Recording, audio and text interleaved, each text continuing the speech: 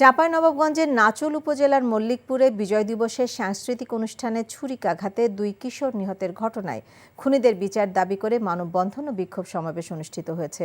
বিকেলে চাঁপাইনবাবগঞ্জ রহনপুর সড়কের মল্লিকপুর বাজারে নিহতদের স্বজন ও খোলসিবাসীর ব্যানারে মানববন্ধন অনুষ্ঠিত হয়। মানববন্ধন কর্মসূচি এক পর্যায়ে বিক্ষোভে রূপ নেয়। বক্তব্য রাখেন নিহত মাসুদ রানার বাবা এজাবুল হক, নিহত রায়হানের বাবা আব্দুর রহিম। তারা দ্রুত হত্যাকারীদের গ্রেপ্তার করে ফাঁসি দাবি করেন। যা দেখেছি সেটা তো স্বাভাবিক কোনো বিষয় না। যার ব্যথা সেই বুঝে। আজকে একটা বিশেষ কারণে দেরি হয়ে গেছে। বিশেষ কেউ নয় তো যার জন্য দেরি হলো। সেই মানুষটা সবসময় আমাকে বলতো সে আমাকে তার নিজের থেকেও বেশি ভালোবাসে। ভুলতে বলছি না আমি। তবে কি বলছেন? কি দেখে যে লোকটাকে ভালোবেসেছিলি? আমার মেয়েটার বিয়েটা এতদিনে হয়ে যেত। এমনটা হবে কে জানতো? রতন ভাই।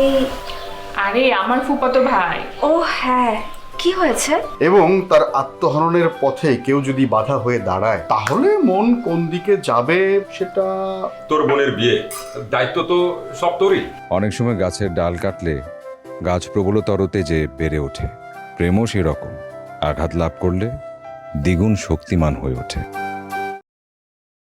Double million offer Walton fridge কিনে পেতে পারেন 20 লক্ষ টাকা, রয়েছে কোটি কোটি টাকার নিশ্চিত উপহার।